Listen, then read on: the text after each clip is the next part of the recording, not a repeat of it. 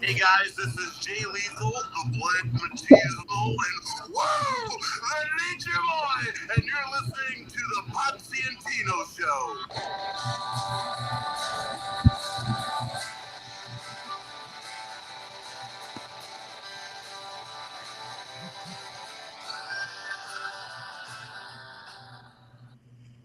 Let's be thankful at the fact that Jay Lethal and Jeff Jarrett are starting to fight, because it's about time that Jay Lethal starts doing what he does best, and that's being Black Machismo and the Nature Boy. Uh, I think he'll be Nature Boy first, since Flair is in AEW now. That'd be cool. Yeah. maybe. Well, I hope that they. We'll get to it. This obviously is the Potsy and Tino show, folks. We're brought to you every week by the Potsy Fans Network. This is Tino Gray over there, Rob Potsy Pochak over here. Our theme song, as always, is brought to you by Adam's House Cats, called the Wrestling Song. It's available on iTunes for 99 cents. Tino? 99. And this show is always one of our favorite shows of the year, because Michael Turner. It's the last show. He said, what do you want to talk about?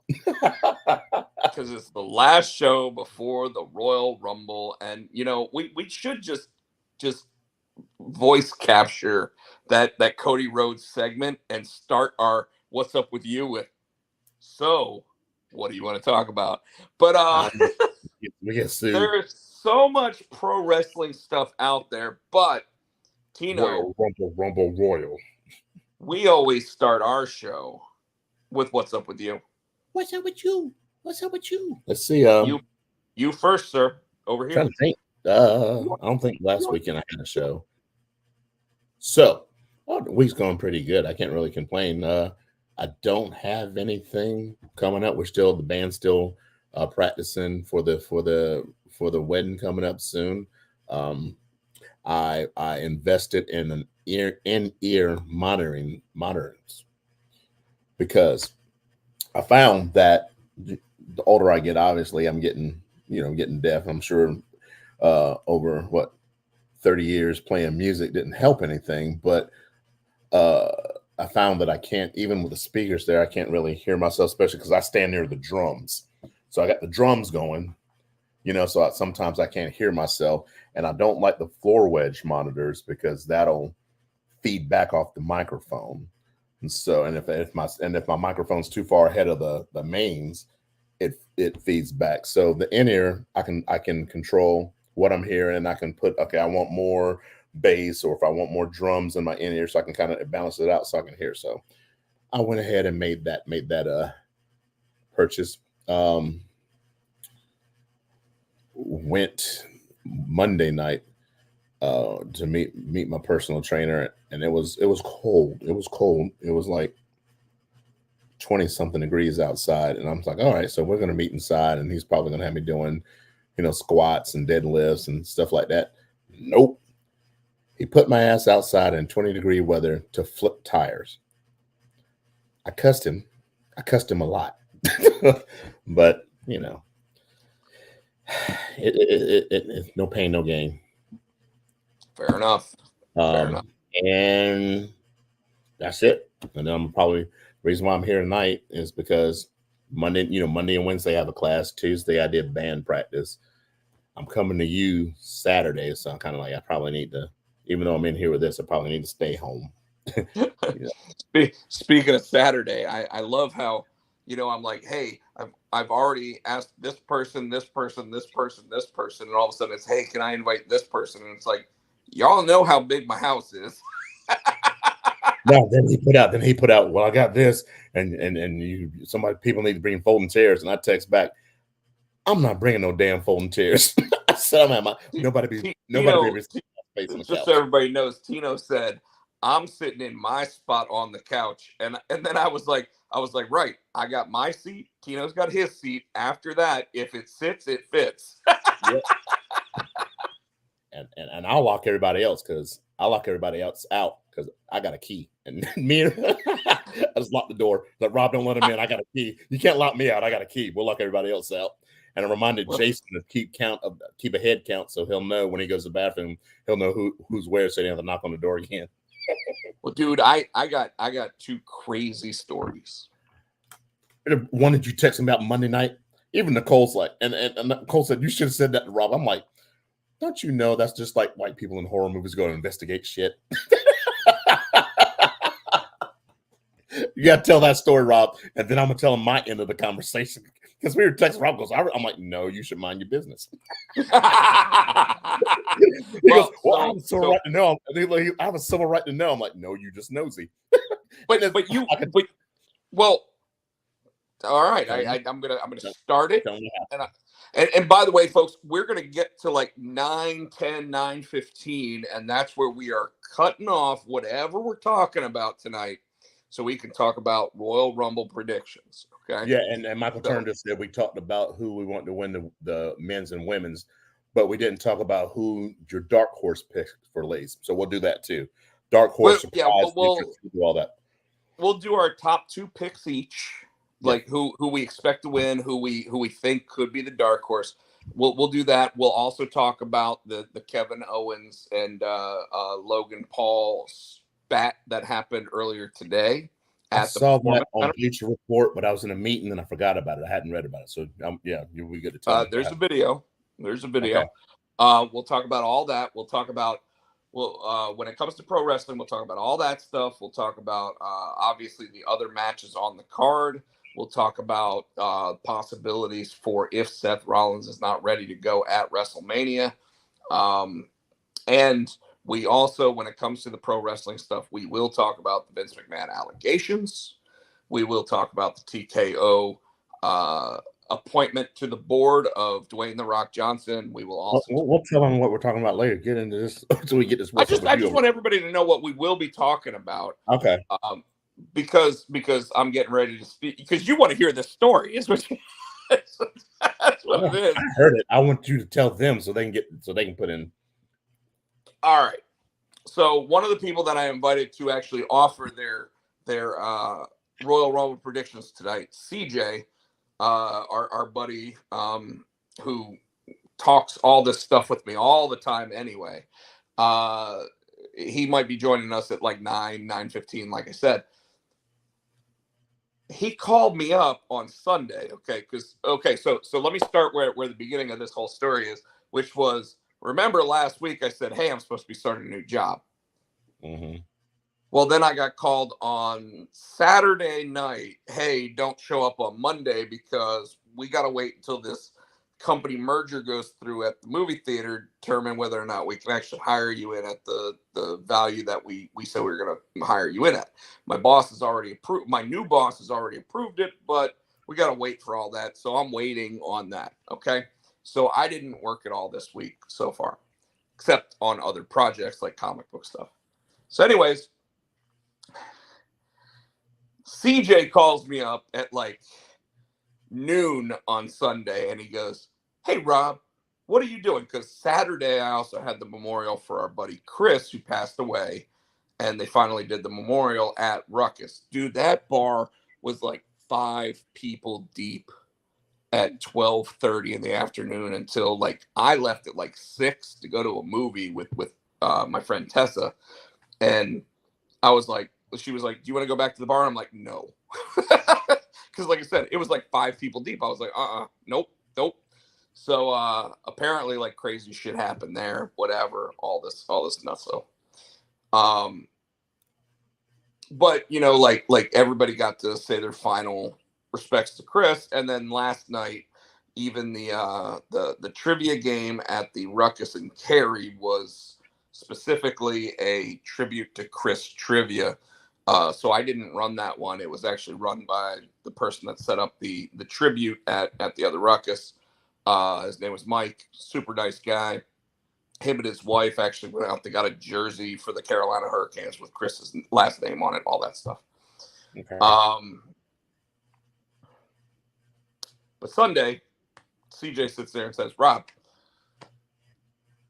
are you planning on going up to Ruckus? And I was like, kind of. kind of thinking it's not a good idea because I've been up there a couple days in a row. Yesterday I went to the movies afterwards, so I was fine that day. But and he goes, okay, you know what? No, that sounds perfect. And I said, but, and he goes, what do you mean, but?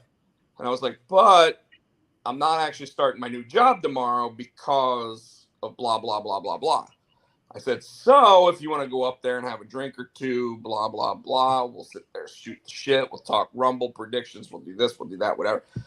And he goes, oh, fine. I guess I'll meet you up there in about an hour, right?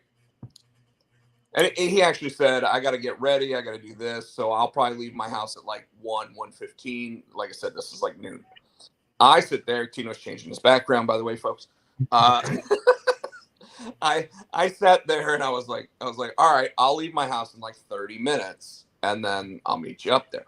So I left my house like right before 1:00. So apparently WRIL at 11 p.m. that night, by the way, and I was home by 11 p.m., but I didn't see the news. But there was something that went on 3 houses down from me. And when I say 3 houses, I mean like we're townhouses, so it's connected, but it's the other end unit. So I'm one end unit. This would be the other one. WRAL, the local news channel owned by CBS. I think it's CBS, right? Or is it NBC now? I don't even remember. CBS. They basically say, hey, someone in that 4 units died of cardiac arrest. What's that noise? It's just chilling fan. I gotta go. I'm gonna turn it off. But just finish your story. It's 8:30. So all right. So you basically we basically get told, hey, somebody died, but I didn't find this out till the next day. Exactly what that part of it. So I leave, but it said at 1:30 in the afternoon. What time did I leave my house? I left my house at 1:00, right? Uh-huh. I had to put air in my tires, then got to Ruckus, met CJ. We're there to watch the football games. And then after the first football game, I was like, screw it, I'm going home. Got home by like 8:00. But when I was coming home, Tino, I came down the main roads that I normally do to get to my house, and I pull in, and I see a cop car perpendicular. So like across both lanes. So I can't go that way. So I turn my car around because I'm like, oh man, it looks like what? But I'm thinking the whole time, why would they have a checkpoint set up right where my house is? So I was like, that doesn't seem right. The lights aren't going. Like it's just a cop car, right? So I pull back out, and there's the second entrance from the other direction. So I drive all the way around, come up the other way, and I'm able to get into my neighborhood. But immediately after that, there's another cop car parked perpendicular to, so you can't, so it's literally cutting off pretty much the 4 buildings at my house, but not on my street, the street behind it. And I'm like, what the fuck is going on? And by the way, while the cop car itself doesn't have its lights going, the other cop car didn't have its lights going. There are cop lights going directly in the middle of it. And I mean, it is like lit up like Christmas, right? Pull all the way into my parking spot, get into my house, watch the rest of the second football game. And I'm like, why are these blue and red lights going? So I keep looking out the window and I see right outside my back door, I see the red and blue lights. Tried to take a picture of it. It looked like fucking Stranger Things, okay? Because it just took a picture of red lights through the window. No. Anyways, so all this stuff going on. And I'm like, what the fuck is going on? But I'm afraid to sit there and just go outside and ask. Because I'm like, well, what if they start wondering why I'm asking questions? Anything like Tino was saying. I'm about to read. No, I'm about to read the text that I got. So I want you to finish your story, then I'm gonna tell my side with the text. You know what? Just go ahead and read the texts. All right. So Rob sends me the picture that he's talking about, and he's right. It did look like shit. And he goes, over 2 hours. And I text back, yeah, I saw it on Facebook because he posted it on Facebook.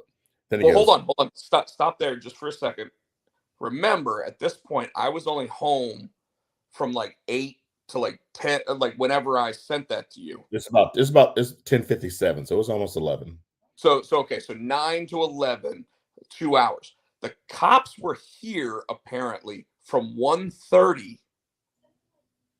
through that, but I didn't know because I wasn't home. Okay, so continue. So he goes, I said, yeah, I saw it on Facebook. He goes, should I walk up to it? I said, why? Mind your business. And he goes, it's right outside my house. Shouldn't I ask what's going on? That's my fence. I said, nope. If you need to know, if you need to know, I'm sure the cops would have said something to you. And you put, dude, from one direction, I couldn't pull into my neighborhood. From the other direction, I barely could. It's directly behind my house. I was like, oh, damn. And then he goes, over 2 hours. Yeah, I think I have a civil right to know. And I said, no, you just nosy. he goes, and the cops are blocking off the road sideways. I said, okay. And he goes, so fucking weird. And then that was the end of it. Right. That's when you stopped replying. So yeah, because I was like, I'm not arguing with you. And do what you want to do. Get shot. So at 12:45 in the morning, because it's not like I can go to sleep because my bedroom windows are seeing those cop lights just blaring the entire time. I finally go, you know what? I'm going to put some shoes on. And instead of so, Tino, you've been to my house. You know that if I walk out the front door and make a left, I can just go back up and like walk up to the street, but I got to like walk up through the woods, right? Mm-hmm. But if I walk up to the right, I have like an actual sidewalk that I can walk, and I can walk up that way. So I start walking up to the left, and I look, and I'm like, you know, I probably shouldn't walk up this way. Shouldn't walk up this way. And then I turn and I look at my other parking spot because I have 2 set parking spots. The one of them has a car that says crime scene investigation. And I'm like, well, that ain't my car. But there's nobody in it. So at this point, that car was not there when I got home 4 hours before that. So somebody decided, fuck it, we're parking in that spot with the crime scene investigation car. So I start walking down to the end of the sidewalk, and I see a police car with a police officer in it. The police officer, I wave at him, and he gets out of the car and he goes, can I help you? And I was like, I'm hoping you can. You about to get shot. And he goes, I'm not getting canceled tonight with a line. That's why I probably didn't get shot. But I say to him, I'm like, yeah, like those lights are directly in vision of my bedroom. So I was hoping that somebody could give me some information because I obviously can't go to sleep right now. And like translation is, I'm a nosy sumbitch. I want to know what's going on. Yes, that's exactly what it meant. And the cop goes, well, it's a crime scene. And I'm yeah. Told you, they want you to know, they tell you. Hold on. No. This is what happened after that. I was like, well, is there anything you can tell me? And he goes, and he like looks past me, right? So I know where he's looking. He's looking at the unit directly behind me at the end of my 4 units. And he goes, something happened, but I don't know what I'm allowed to tell you right now.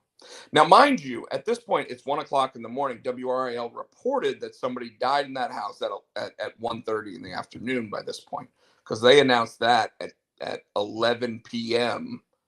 on the 11 p.m. news. So they had already announced it, but he didn't know what he could say to me.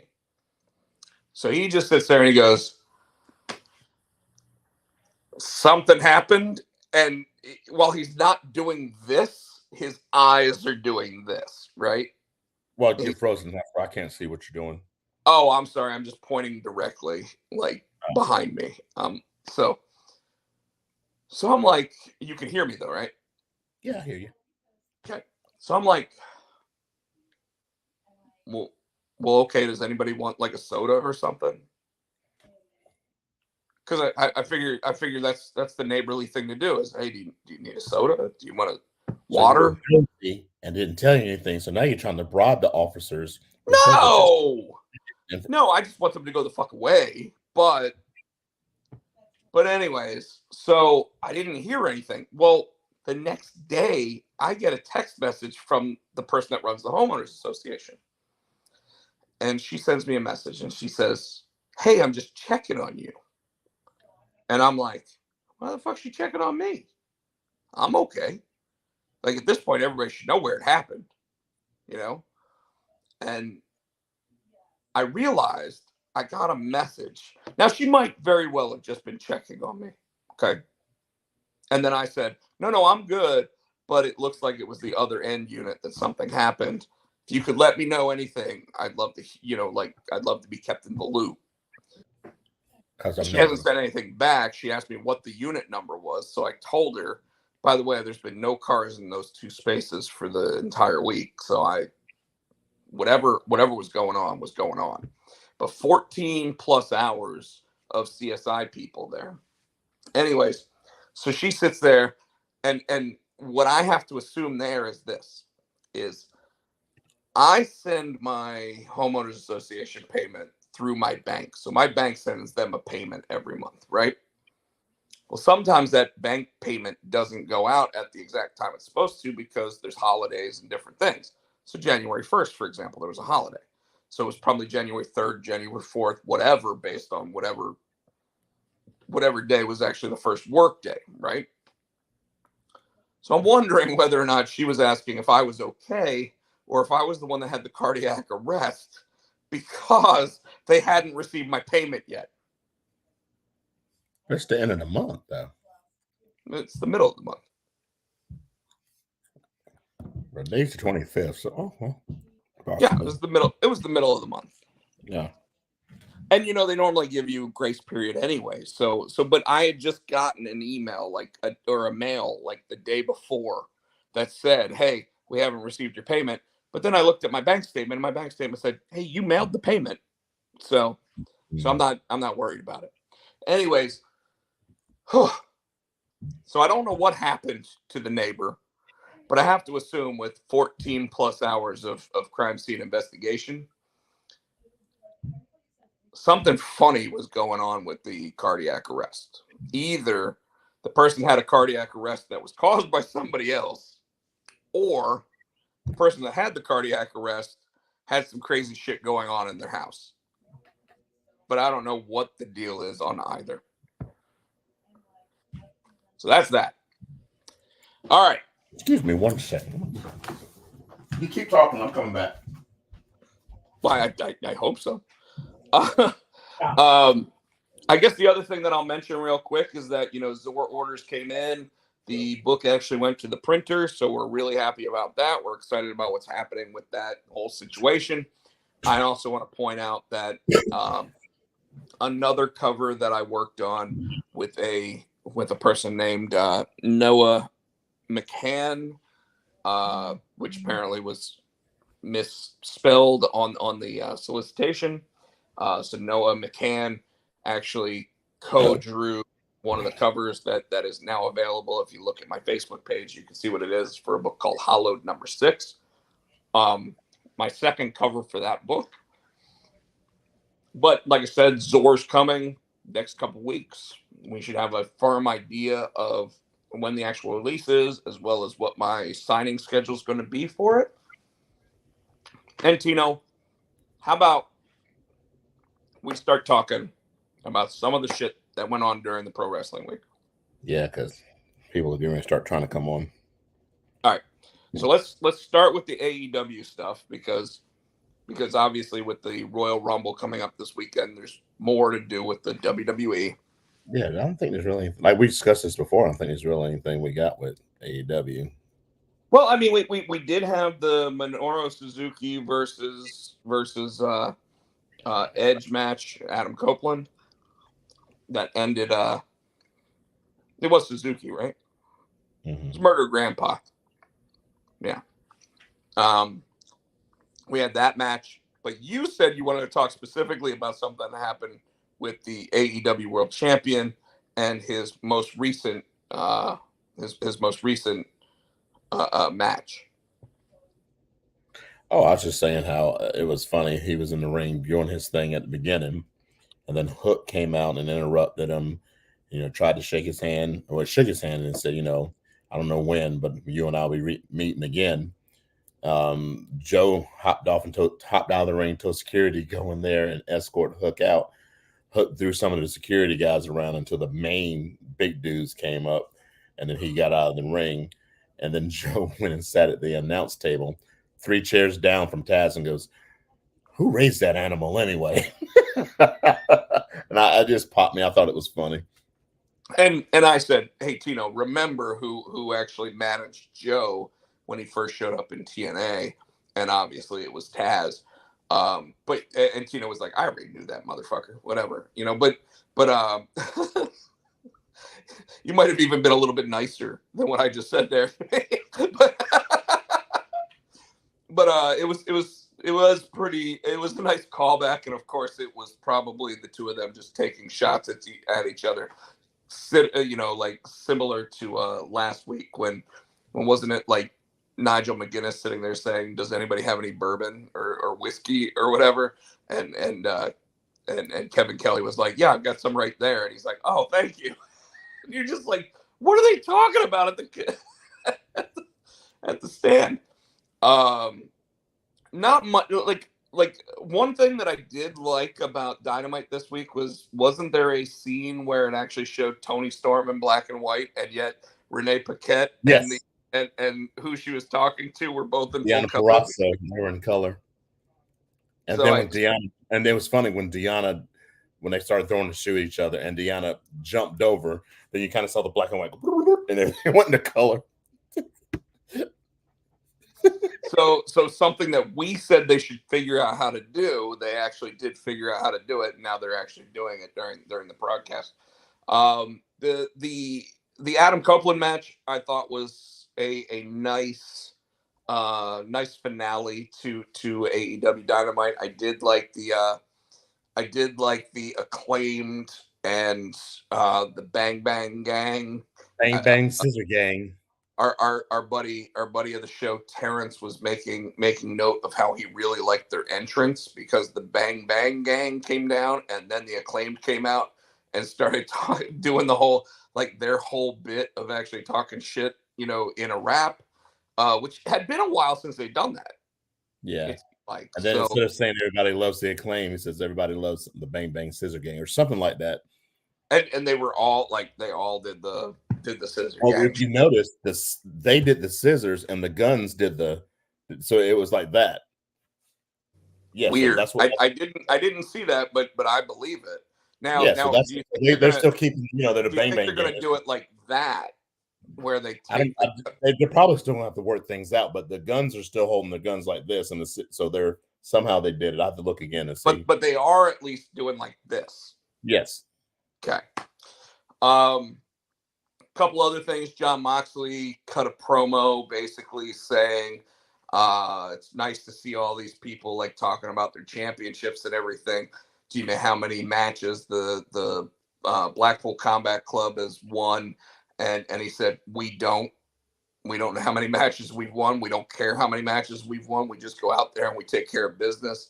And a lot of people online are talking about how they really like that promo.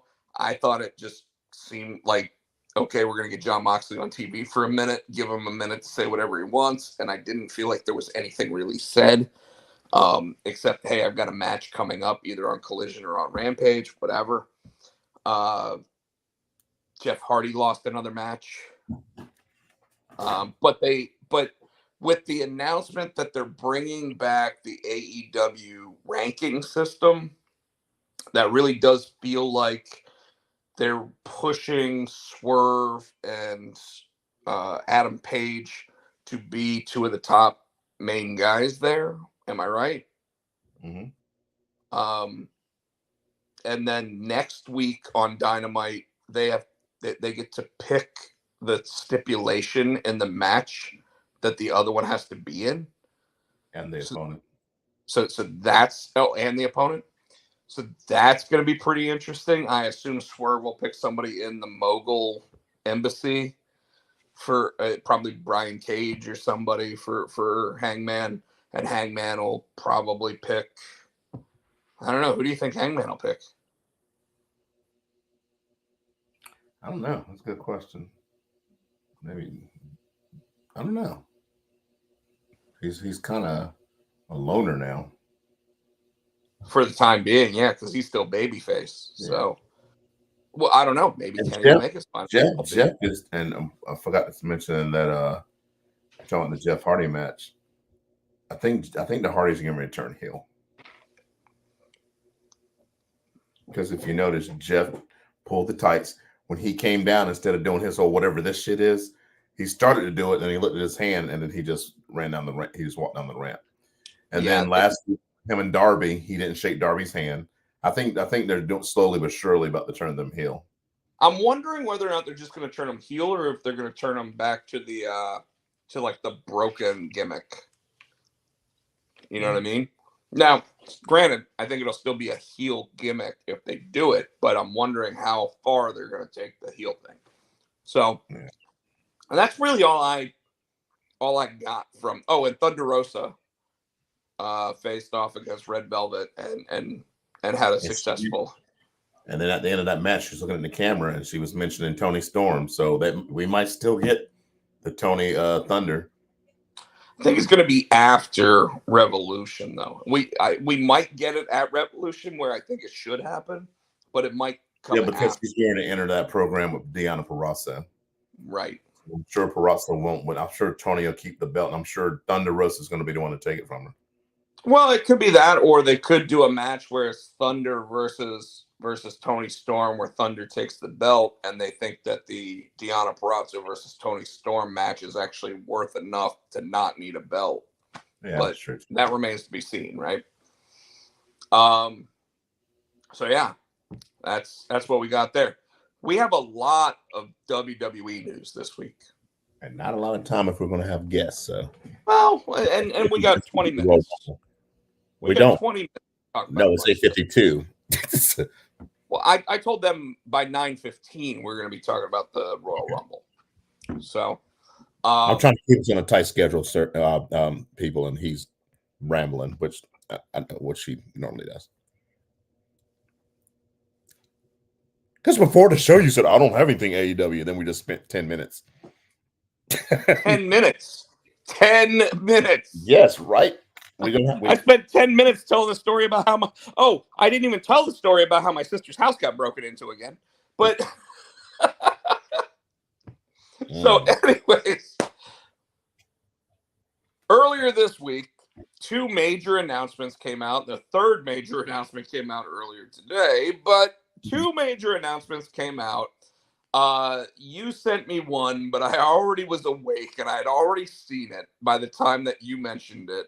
And that was that Monday Night Raw, first of all, now called WWE Raw, so we don't know what day it's going to be on, will continue to be the most weekly episodic show, but it will now be the most weekly episodic show on streaming because they announced a deal with Netflix.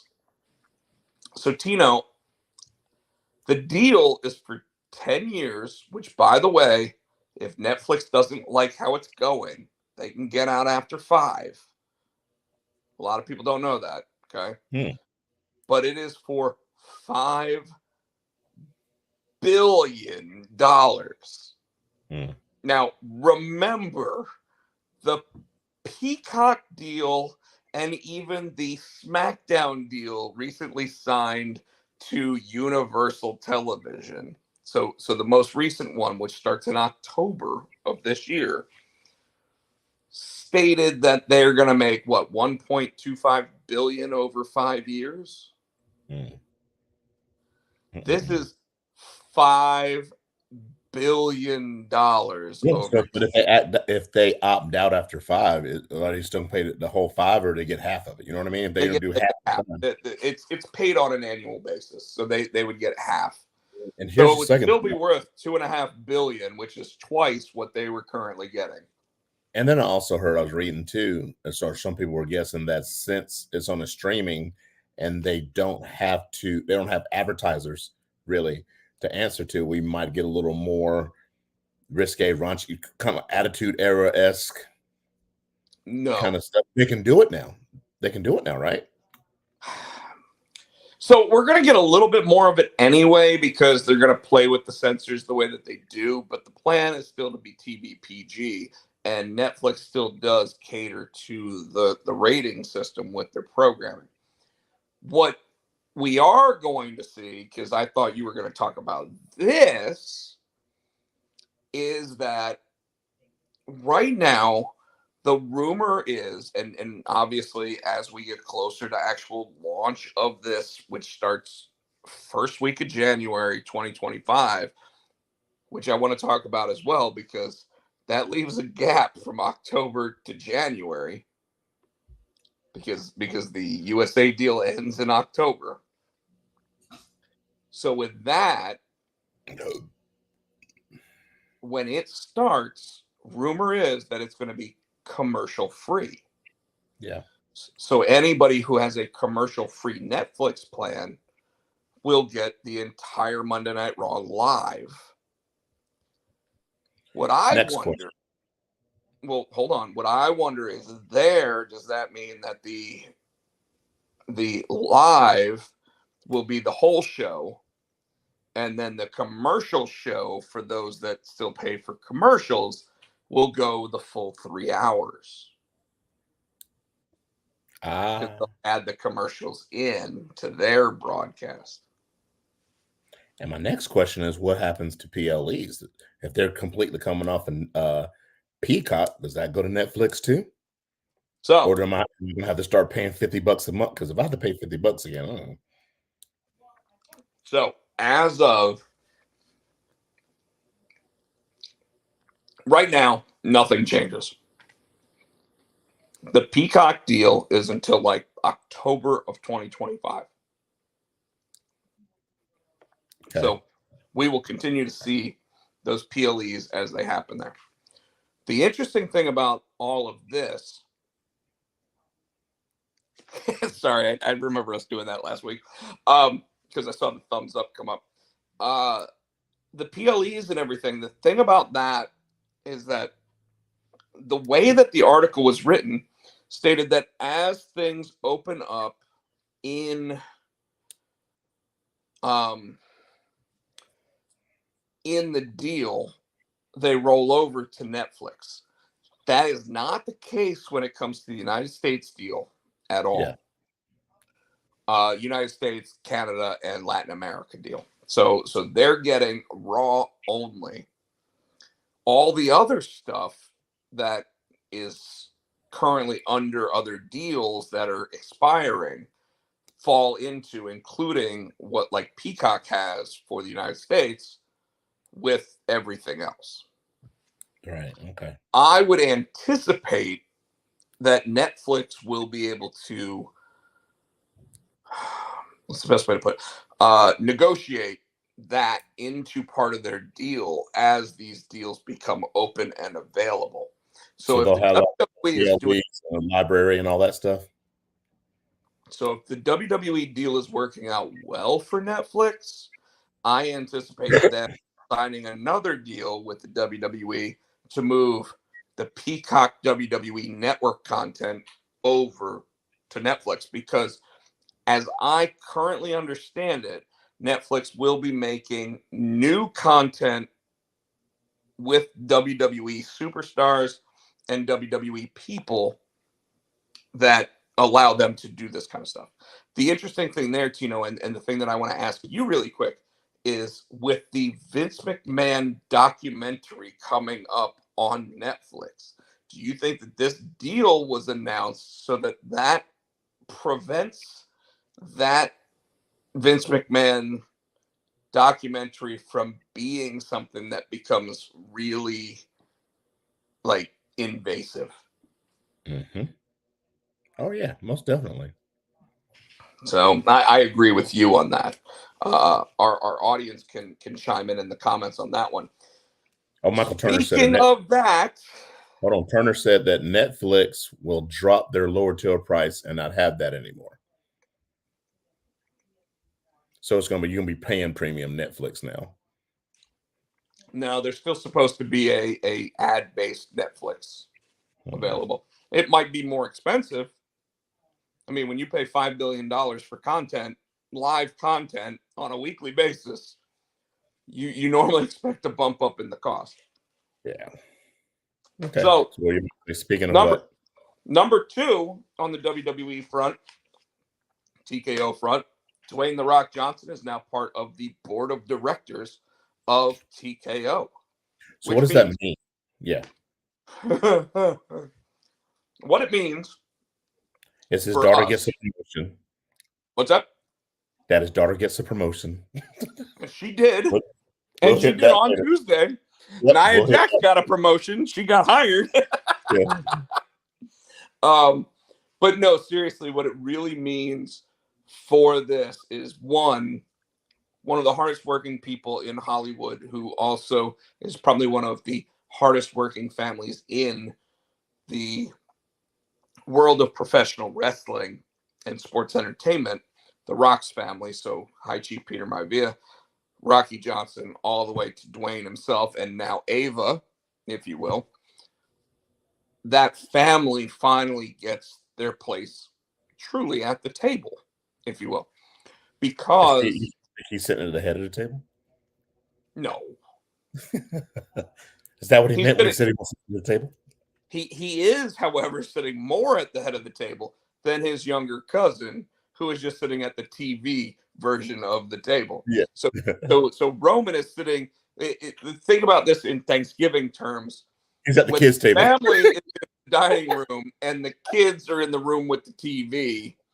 Roman is still sitting at the TV table. He's at the kids' table.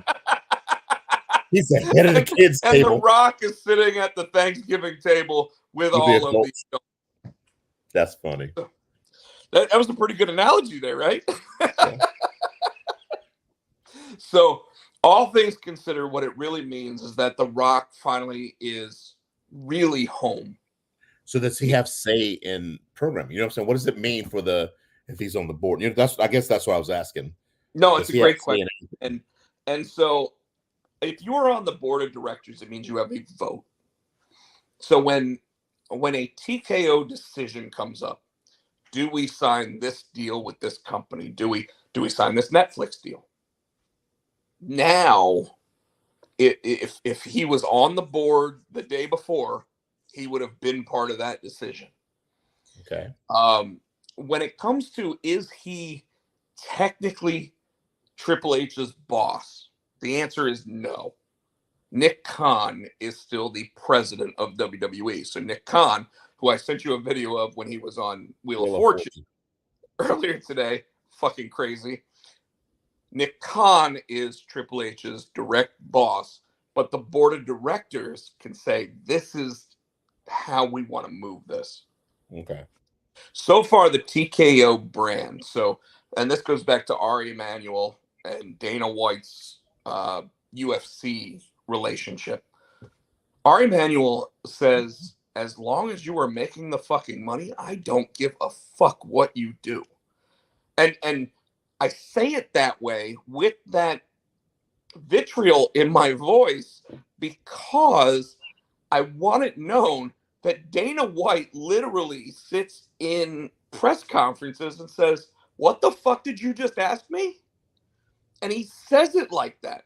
And Ari Emanuel does not care because the UFC is an $8 billion company and it continues to churn money.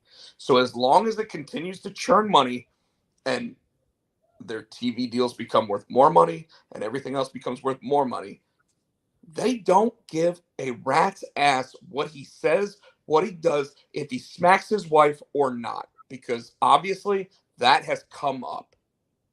Okay. Next And that question. brings up, Wait a minute, hold on. Yeah, to The Rock owning his name. So why is that a big deal? Because we know that The Rock's not probably ever going to wrestle for another company. So he wouldn't have to worry about having the name The Rock to go anywhere else. So why is that a big deal that he owns The Rock? when he was in movies as Dwayne Johnson, Sometimes it was when he first started, it was Dwayne The Rock Johnson. Like I think in like Walking Tall, um, those first movies he did. I WWE had produced, it said, yeah, it says Dwayne The Rock Johnson. WWE produced. Okay. When he became Dwayne Johnson, he wasn't worth nearly what he was worth.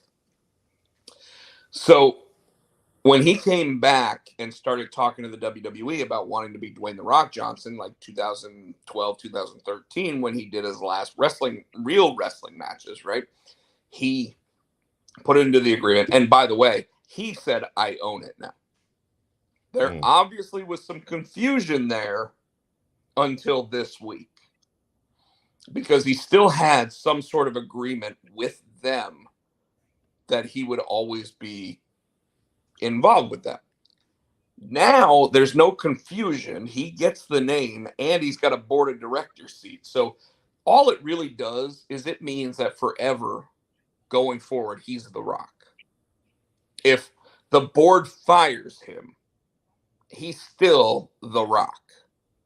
So does he own like the copyright? So if they did he copyright? So if somebody else calls himself The Rock, can he, you know what I'm saying? Gimmick infringement and sue him. No, it means no one else can use that name, that term, that license. But what it also means is that he gets paid probably an even higher amount for any time that merchandise is now made for that. And that's a Michael Turner has a question. Vince owned people's names. They can get back. He said, can they get the names back with Vince being in trouble more and more? Is this a good Michael, time? That's a really good question. And Nick Neiman go and say, "Hey, I want Dolph Ziggler." You know what I mean? Can they do that now? So can Edge go back to Edge? No.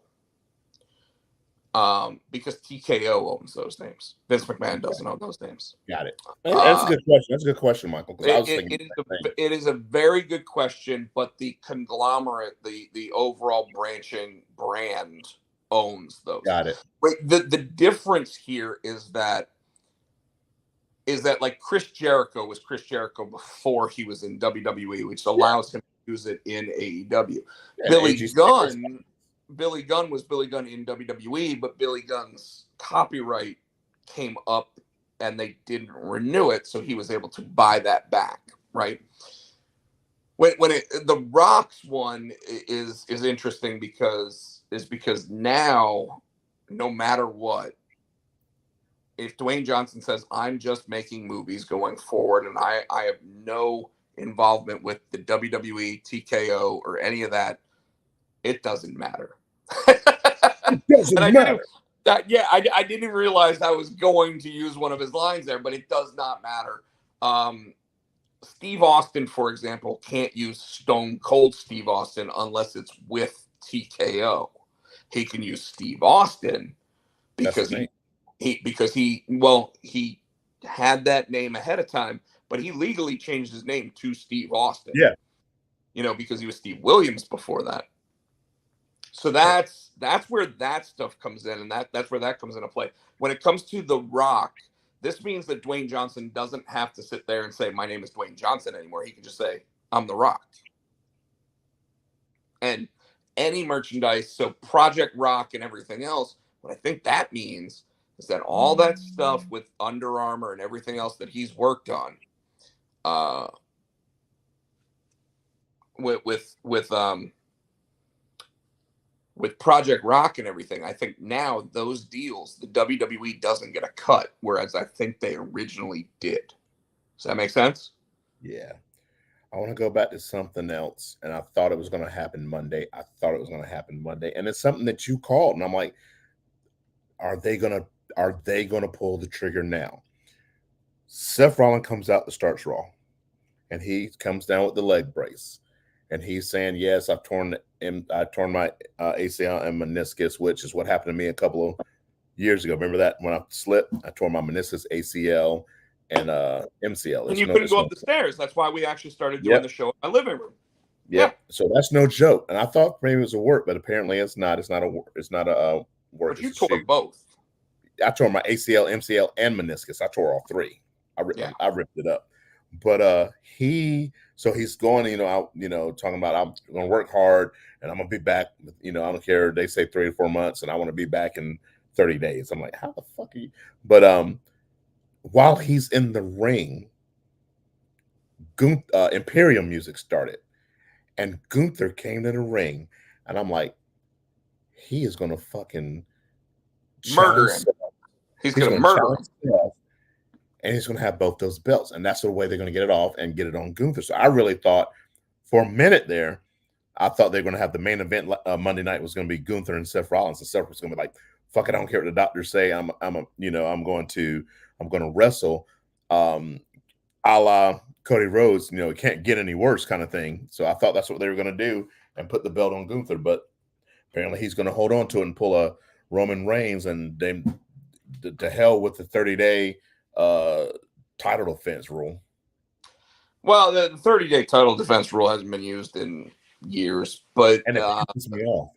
And it's funny because I wanted to talk a little bit about the Vince McMahon allegation stuff, but obviously we want to get ready to start on the Royal Rumble thing. I think what did you think when you saw Gunther? Well, I didn't think that he was. I didn't think he was going to get a match that night.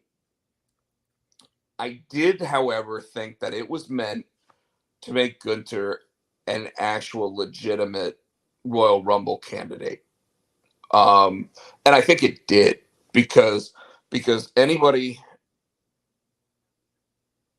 Sorry, CJ's messaging me while I sit here and say this, but anybody who forgot that Gunther was the number one entrant and now the longest term in a Royal Rumble match person needs to remember that. I also think that they're really trying, because they don't know what's up with Seth and whether or not he's going to be ready in 3 months. Whether or not they really have to set up the Elimination Chamber to be for the World Heavyweight Championship. You know what I mean? So it's because CJ and I were actually talking about this. Like I said, he's trying to figure out how to get on here. The area that became really interesting was that we were sitting there trying to figure out how you get to WrestleMania without Seth Rollins. And what I offered as a suggestion there was that you do immediately after the Royal Rumble, so leading up to the Elimination Chamber, you have a tournament where people enter into the Elimination Chamber in one-on-one matches to determine who's going to fight for that World Heavyweight Championship. And that would just be because Seth Rollins is not going to be there, right? And that would then give you a champion to then go into WrestleMania. But they could even, I keep saying, they could pull the trigger on Damian Priest anywhere. So you could sit there and do the Elimination Chamber match, have somebody say that they're winning, I'm holding the championship. And then all of a sudden you hear the Judgment Day music hit and Damian Priest comes walking down. And you could do something like that. Starry's still trying to join, but I think the news today changes a lot of things. And that's CJ, by the way, sitting there mentioning that. Isn't that Facebook? Because that's how you sent it to me, right? Facebook. That's how I sent it to you, but I don't think I have him on Facebook, but I will try to message him on Facebook. So if you want to talk at all about the Vince McMahon thing right now, I don't know what's going on with Vince. So you said it was the same. They're the old and same one. So you're saying it's the same. More people are coming out saying that he sexually assaulted them, and he made them do things for their position, and he passed them around. Is that what charges are coming out now?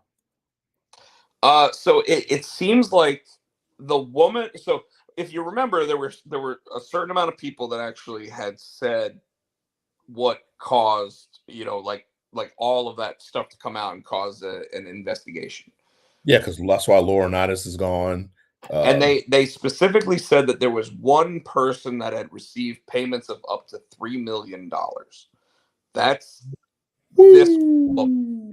Okay. This woman is now claiming that she was only ever paid $1 million of those $3 million. And as such, she's now breaking her non-disclosure agreement and suing Vince McMahon specifically, and suing him for an undisclosed sum. $2 million. That No, he owes her. No, I bet a lot more than that, because now that they got a $5 billion deal with Netflix, she's gonna knock him in the head. He's gonna want a lot more. Oh my God, man. Okay. So yeah, that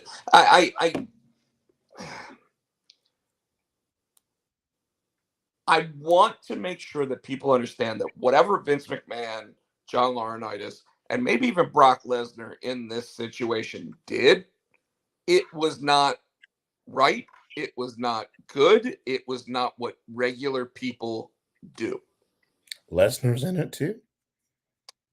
Quite possibly. Oh shit, I didn't know that. I just thought it was Laurinaitis. I thought it was Pritchard and Vince. I didn't know damn wrestlers been on this too. CJ, are you here with us? Yes, I am here with you. I'm sorry. Okay. No problem. Tino and I are just really quickly talking about the Vince McMahon allegations from today. Yeah, and I think that changes things because of the wrestlers that have been alleged to be involved. For my personal pick, and also in light of the SI report that came out yesterday, they kind of leaked a lot of the card. What? Do you think that? So I didn't see anything from an SI report. So yeah, it's been heavily reported from SI. No, to be fair, no other outlets have kind of corroborated the report, but SI is kind of leaked, and it was reported on What Culture Wrestling this morning that the leaked main events are kind of set, and that it will be. And the only reason I'm reporting this is because not reporting. The only reason I'm saying this is because it was reported. Yeah, by SI, and then What Culture is it? CM Punk versus Cody Rhodes, Roman versus Rock, and Gunther versus Seth. However, I don't know how credible those reports are. So what I'm going to do is go out on a limb and say I think Cody wins back to back. So Tino's asking if CJ has a camera. CJ has asked to stay off camera because he's kind of like our reporter that's undercover on all this stuff. Yeah. Right. No, he just prefers to not be on camera. So unfortunately, folks, we won't have camera for CJ, and not a big deal. So Shavar was on here last week, not on camera either. Oh, so. I was just.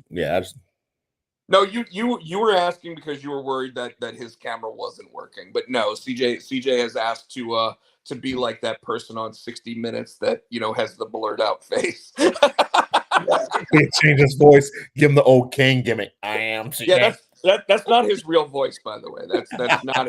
I've already doctored the voice for CJ. No, for those that don't know, CJ and I are really good friends. Tino's met him a couple times, I believe. But we talk pro wrestling quite substantially. He actually was the one out of our group of friends that did guess the devil gimmick, like from day one. He guessed it right off the bat. So I give CJ lots of credit for that. And but the interesting thing is I saw Bleacher Report actually come back against that report, CJ, that you mentioned about Seth versus Gunter, and they kind of made it seem like WWE's throwing a quick curveball just to try to like throw everybody off. But like I mentioned to Tino just a second ago, I think that Gunter and Seth interaction was more so to make Gunter an actual threat in the Rumble than anything else. So while it's nice to know what they are saying in terms of those possibilities, I would prefer that we sit there and we still just try to give our predictions based on what we thought before some other company sat there and said anything like that. Because I honestly I don't think it really affects my decision. Um, the biggest thing that I think affects my decision is whether or not Drew McIntyre actually signs a new contract with WWE and TKO before WrestleMania to determine whether or not he has a chance to win. So, is that okay? Oh yeah, that's totally fine with me. I do think though that if we're my personal opinion, I'll toss it back to you all, but I know you can't see me, is that I think that this is not a wide open Royal Rumble in a way that No, but most of them aren't. You know, normally like there's 3 or 4 guys, but you and I were talking about this yesterday. There's 2, maybe 3 now, and I think Gunter did put himself into that position. And I think that Monday night was really meant.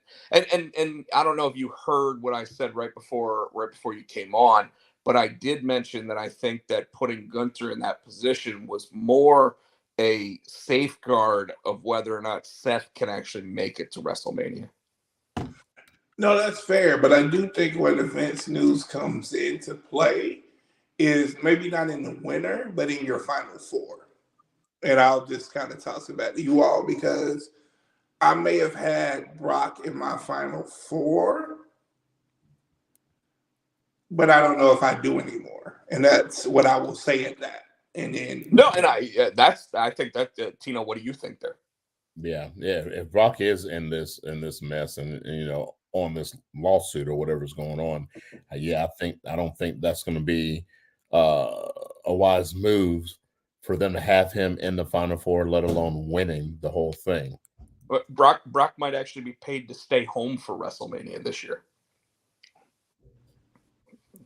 And I honestly I think that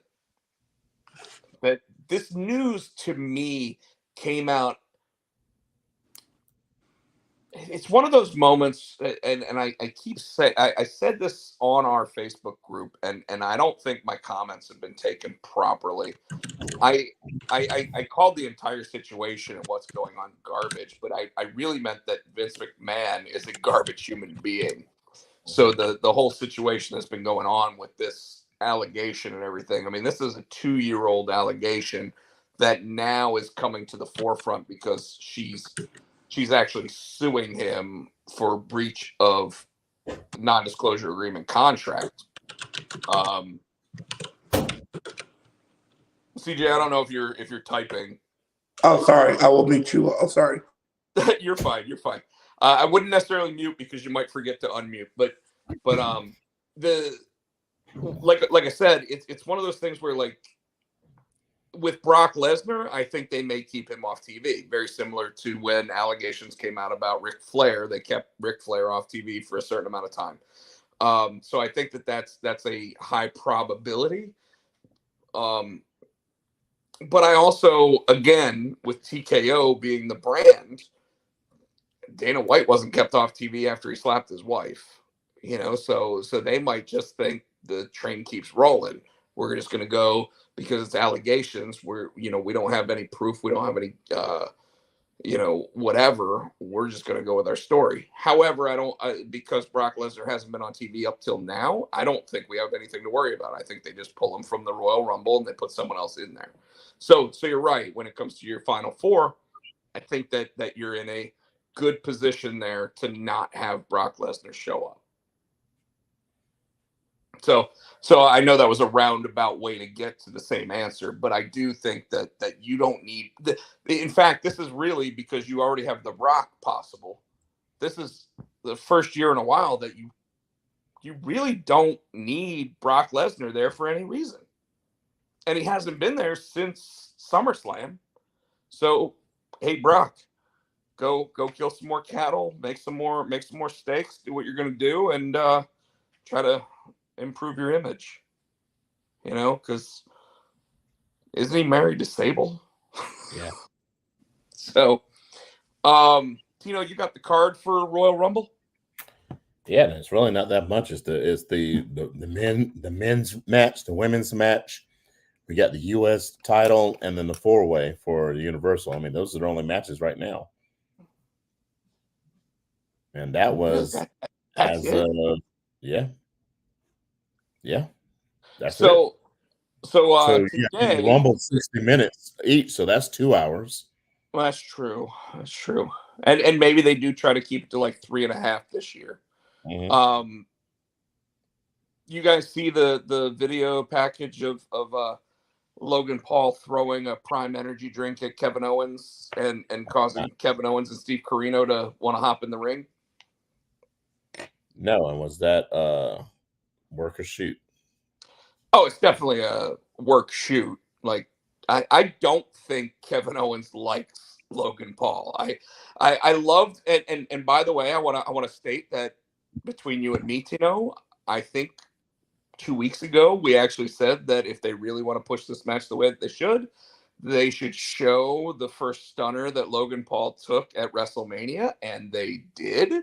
So I want to say that we as a Potsy and Tino show should take credit for the fact that sometimes the WWE doesn't have a 6-month what do they call it, 6-month memory. Like sometimes they actually look back and they go, oh hey, look, 3 years ago this actually happened, and you're like, oh yeah, you know what I mean? So Mm-hmm. so I was pretty happy to see that. But with that, I know that Kevin Owens is being primed to lose this match. Anybody else? LA Knight's going to take that. LA Knight's going to be the one to take that title from him. So yeah, Kevin, we already know Kevin's going to lose this match, which means LA Knight loses the 4-way. I did, however, read and CJ, I don't know if you were going to chime in, but I did read a report that says that LA Knight is not currently considered the top babyface on SmackDown. So does that mean if Logan Paul isn't scheduled to be at WrestleMania, they could put this belt on Kevin Owens?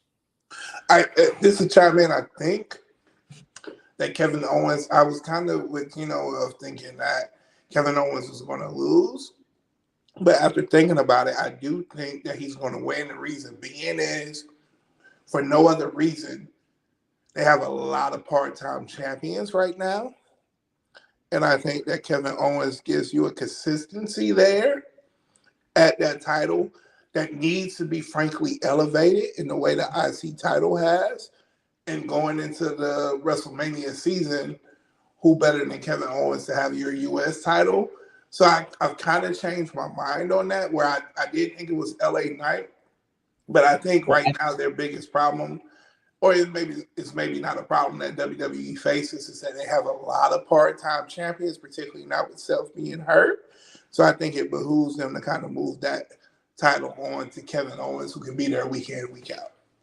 I can see that too, but I can also see letting because we all know they've already planted the seeds for that LA Knight Logan Paul feud. So even if we still go with Kevin losing, we can go ahead and elevate. We can build the story and gives it more time to breathe for the Logan LA Knight match at WrestleMania, where he'll take the title there, and then we will have that champion you're talking about. So you could do that, or let's be honest. There's so many people right now in the WWE on SmackDown that really, like, you look at it after the Royal Rumble, don't really have a placement, And Tino, one of the things that I would say is that you could easily do Logan Paul versus LA Knight, no problem, without a title on the line, and give LA Knight that win so that he gets that big, like viral win. But hold on. But if Kevin Owens, based on what CJ's saying, were to win the title, there's a rumor that AJ Styles turns heel, and AJ Styles versus Kevin Owens would be a hell of a match at WrestleMania. Yeah, but then I also think too.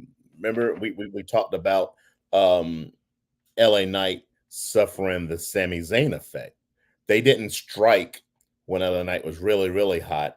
He's already missed 2 title opportunities, so it would, in my mind, it would make more sense to let him go for that. Even though it's not the world title, it's still a title. You know what I mean? Because LA Knight, he was hot, he was white hot, and they just dropped the ball like they did with Sammy. 100%. And I think that's why, even though I tried to give CJ's idea a little more steam, I still go with this match. I still go with Logan Paul winning and setting up Logan Paul versus LA Knight for the US title at WrestleMania, where this will actually help elevate Logan Paul to an even higher stature in the WWE. Oh, I've now beaten Rey Mysterio. I've now beaten Kevin Owens, a former Universal Champion. And now I have to go up against this guy, LA Knight. And I think that's why we're going to get LA Knight to finally go over Logan Paul. And then Logan Paul probably won't show up again until maybe Money in the Bank, maybe SummerSlam. Mm-hmm. So my pick, CJ, as much as I really like your argument, I think that it's sound as crap. It really made me start thinking about it. I'm going to go with my initial opinion and say that Kevin Owens is being served up for this match because they know he's going to put on a banger of a match against Logan Paul and lead up to unfortunately I don't know what that means for Kevin Owens going into WrestleMania. Yeah. Well, I think that's fair. I will say to give credit to WWE, they're in a place where a lot of these matches I can't call them. So, like, I have my personal opinion, but if they go a different route, like if they go with, for example, Logan Paul winning, I can't be mad at them, which is a good place to be in, I think, as a fan. So I totally get your point of view too. Yeah. So I can see it go the either way, and that's going to be probably the case with a lot of these matches that you asked me to pick. Is that I'm picking Kevin Owens, but you can see it going either way. Yeah, and honestly, I think that this is one of those matches where Triple H probably had a backstage meeting with Kevin Owens and said, if we don't have you win, is it okay if I just give you a big bonus? That's what it, besides the championships in WWE, it's always been about who gets paid the most. And I think this is one of those moments where Kevin Owens, yeah, I'm doing my job like I always do. Yeah. Tino, what's the next match you want to talk about? Did you want to say anything else? I'm sorry. No, so we want to say, so I want to know who you think, and we're going to take a guess on that men's Royal Rumble. Give me who you think will win, and who do you think will be a dark horse to watch out for, and maybe be like a runner-up. Do we want to do men's match first, or do we want to do that last? Okay, we can do the women's. I say we do the men's match last, just because like the men's Rumble has always been, 30 plus years of being the reason why we all get together for this one, right? Mm-hmm. So okay. So give me, I guess it's your winner and then your runner-up, or who you know what I'm saying? Who do you think they should look out for?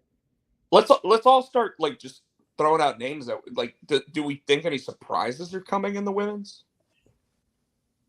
Yeah. I think who do you consider a surprise? I do think that I saw it on What Culture, so I don't want to kind of steal from them, but I do honestly believe one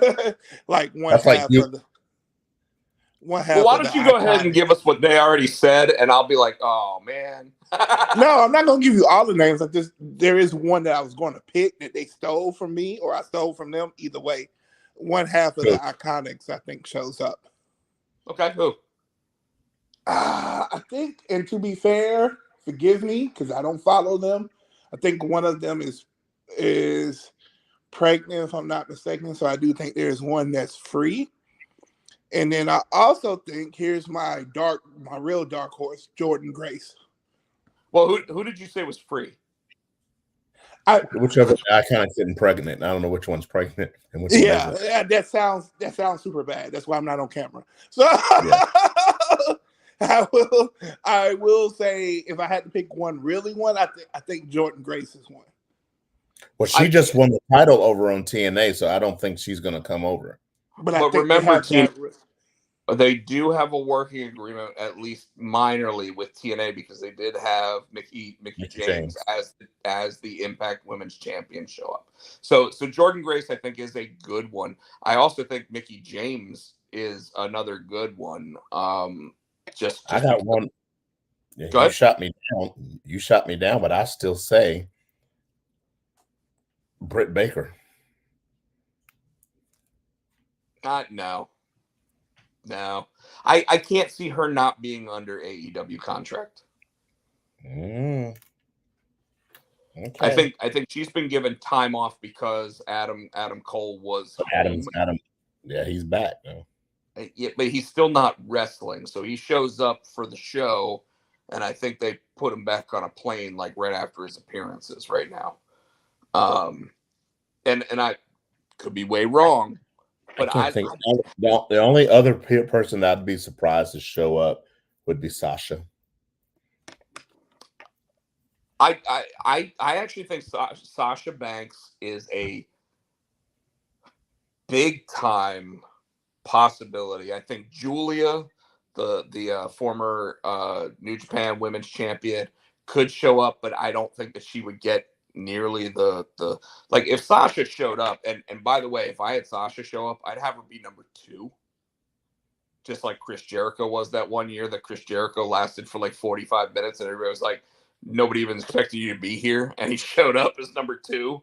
You know, like I would have her be like one of the first 2 people, so she gets one of those big entrances. I do think Sasha could show up.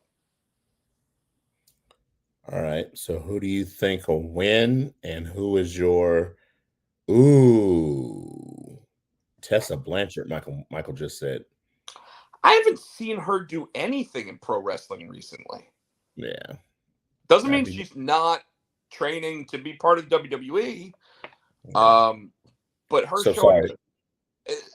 So my only downside to anything like a Tessa Blanchard or a Julia or the New Japan Women's Champion currently or any of that stuff is that, and I think CJ actually said this when we were sitting down talking about this previously, is that who's it really going to get a pop from?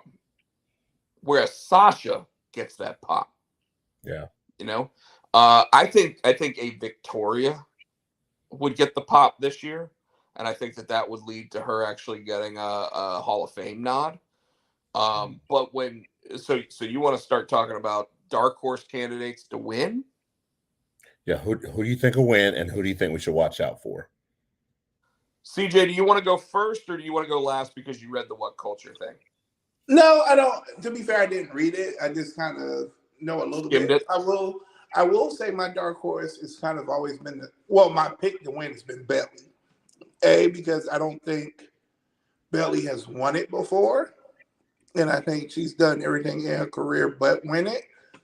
B, I think if we're talking storyline, it's not the biggest match, but it's the best storyline heading into WrestleMania with her in Damage Control, in my personal opinion. And then I think there's still a way to get to Becky versus Rhea, which is particularly with Elimination Chamber being in Australia, that builds in kind of Becky winning the match, Rhea being on the card probably against somebody like a Nia Jax or something like that. And so that gives you that pop that you need there. As far as dark horse, I honestly don't have any. I don't mean this. I think the women's match is pretty much a 2-woman race, more so than I even believe the men's match is, where I believe the men's match has kind of built up a lot of credible winners. I don't know if they've done that in the women's division, so I'm going to go Bayley.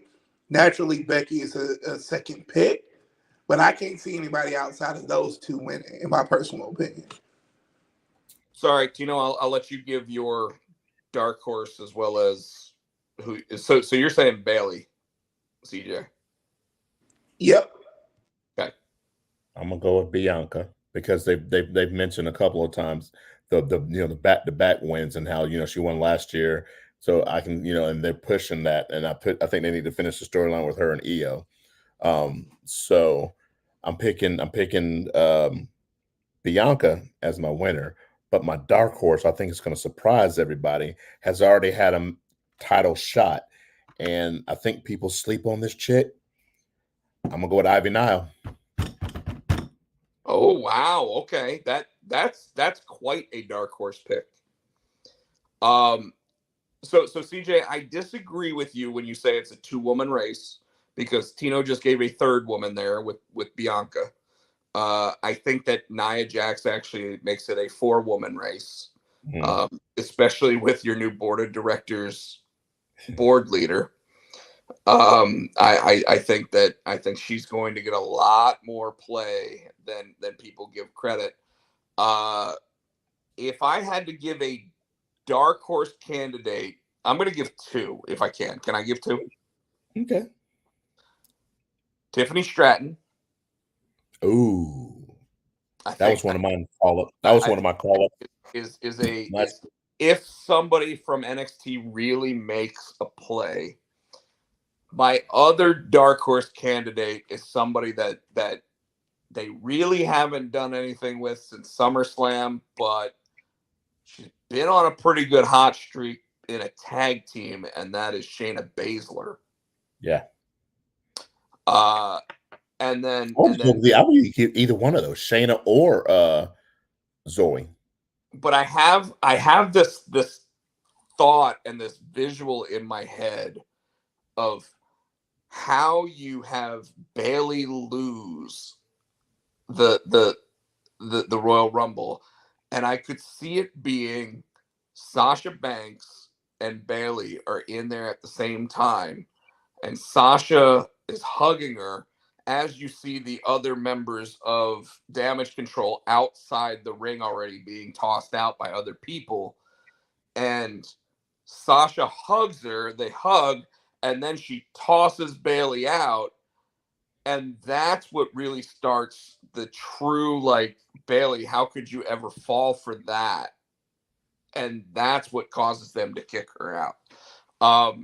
But otherwise, my winner for the women's Royal Rumble, yeah, I'm with you. I think it's Bayley, but I think it's because when she loses to Rhea Ripley at WrestleMania, that's when Damage Control just beats her down. And Michael, I don't think LA Knight is in the Rumble because he's in the title match in the main event. Depends on when the title match goes on, but I agree with Tino. I don't think LA Knight is going to be in that match. I think those 4 guys have basically given up their opportunity at that main event at WrestleMania because they're trying to be the champion at WrestleMania. Speaking of Damage Control, you just came up with you just gave me a good idea. With Sasha coming back, right? Where is Sasha coming from? Where's she been wrestling? Where was she just a champion? And without Bayley, who are the main ingredients in that Damage Control? Oh, so you're saying you can see Sasha actually being the leader of Damage Control? Oh, Tino taking over. 100% I could see that being the case. 100% I can see that being, especially since, hey, I was over there a little while ago. Guess what? And then all of a sudden she starts speaking Japanese to them, and you see Asuka sit there and go, "Oh!"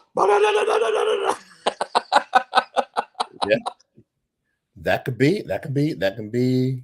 No disrespect. I actually mean that I could see them putting up the subtitles on the TV and Asuka being like, "Oh, you're ready for Asuka? Okay." Like, I could totally see that being the case. Dude, Tino, cheers. Because I can't really see what's her name leading them. Dakota Kai. I can't really see Dakota Kai leading them. You know what I'm saying? I don't No, think I can she's. see her being the next one kicked out, by the way. Yeah, I don't see her being Although I big do enough. see her, I do see her being a possible entrant in the Royal Rumble. Yeah. So if they brought Sasha back in to take over damage control, you know, she can tell Bailey, you know, you took so much from me, you know, I'm gonna take from you, kind of thing. So yeah, just thought. Yeah, you were All the right. reason why I've been gone for 2 years. Like something like that, whatever. All right, what do we got? Like I said, we already talked about the the US title match, because we got the championship match and then the men's rumble. Do you think that, first of all, do you think that they'll announce like 1 or 2 other matches on SmackDown tomorrow? Possibly, because like I said, and they could have done it on purpose. Like I said, these Royal Rumbles are 60 minutes, so that's 2 hours right there. Yeah, and you know, Roman Reigns matches take 30 between all the entrance, just his entrance, yeah, not even the other people's entrances. Yeah, the entrance and the match, and then all the shenanigans that goes on after the match. You know what I mean? With the blood, usually they have more cinematic stuff going on after the match. All right. So let's do the Roman Reigns match first. CJ? Oh, I mean, I feel like this is going to be the shortest part of the podcast. I don't see how it's anybody but Roman Reigns. It's fair. That's it, you know. So yeah, Roman Reigns. I guess the only question is what happens.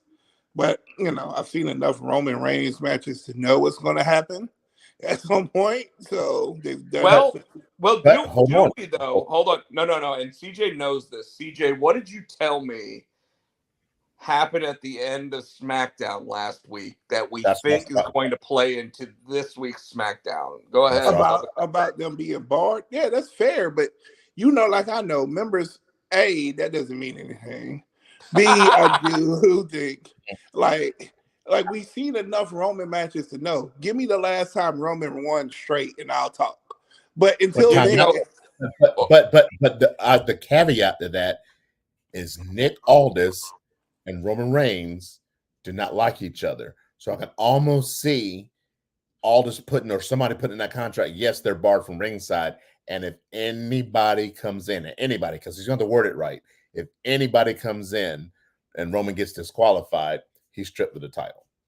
I mean, that's fair, and maybe that does happen, but there's no way I don't see Roman win. It's probably the most predictable match out of all 4. It unfortunately is. But Tino, you know as well as I know, and as well as CJ knows, that the wording is going to be no member of the bloodline. And that's going to lead to something.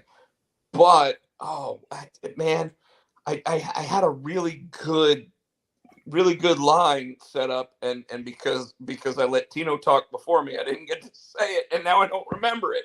It's okay. I agree with CJ. I think unfortunately this means a Roman Reigns win. However, if we had to pick a dark horse, who's it going to be? Because I think that's important. Let's make it a little bit longer of a segment, because I think that it's important that we actually say, if Roman Reigns doesn't win this match due to outside interference, because we all expect him to, who is the most likely candidate to win? Randall Keith Orton. Oh, sorry, didn't mean to cut anybody off. I said Randall Keith Orton. Randall Keith Orton. CJ? Oh yeah, I don't think you end Roman's title reign with AJ Styles winning. So I'm gonna go Randy Orton. I think we all go with Randy Orton.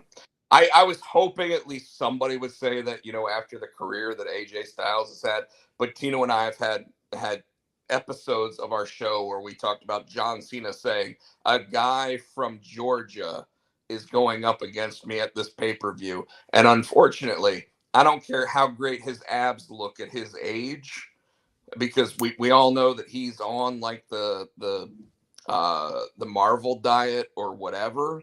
But him and Randy are both on the same diet, because I mean they like, it literally looks like they just put on an ab package, like they just wear it, like neither one of them have ever had it. Like Randy's been fit, but Randy was always skinny. Now Randy's got this just massive ab package, and so does AJ. And I look at it and I'm like, do they just pass it back and forth? Do they have one each? Like, what's the deal? Like, it's the same color, everything. Like, I don't know what's going on with that.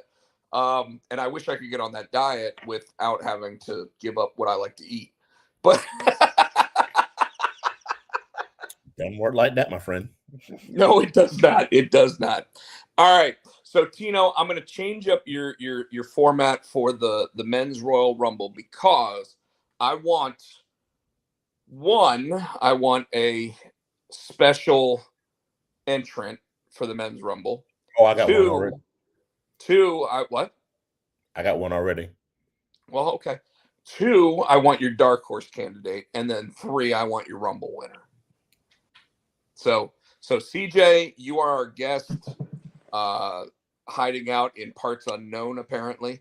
Go ahead. You get to go first. I think a surprise entrant. I mean, I think there's going to be a few of them. My pick is either X-Pac or Corey Graves, so I'm gonna go there. And X-Pac has been pretty relatively noted. The Corey Graves one, I think that you and I have talked about in the past. I like that choice. I think my dark horse is Gunther, and I think That's a really good dark horse, by the way.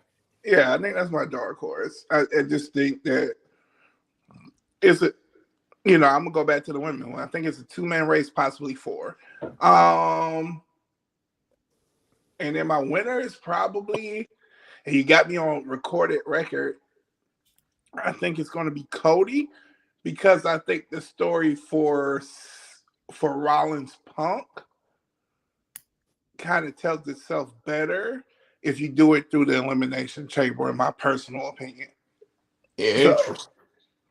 So I'm gonna go, and if you're wanting somebody to dethrone Roman Reigns, or even get into that, in my mind, 3-way match with him and The Rock, then there's no better way to build them up than to have them be the 3rd, maybe back-to-back Royal Rumble winner. So sure, that's why I'm gonna go Cody. Tino, I throw it to you, my friend. Oh, radio, tell me everything you know. Woo, woo, woo. You know it. I'm picking Matt Cardona. No. You just picked Zack Ryder, sir. Oh, Zack Ryder. I'm sorry, Zack Ryder. You just picked Zack Ryder. That is not Matt Cardona, based on the music you just played. Whoever it is married to Chelsea Green. Chelsea Green. By the way, I wish they would let Samantha actually call her like that going forward again. Fuck it, I'll stick with Zack Ryder. Dude, I think for a one-off Rumble appearance, him coming out as Zack Ryder, even if they bring him back the Monday night after, because I think that he would come out to the music and he'd be like, cut that music. I am not that guy anymore. And that would be his start as a run as WWE's Matt Cardona. My dark horse might be a surprise to you, but he has been showing up and showing out, and I'm gonna have to give it to Chad Gable.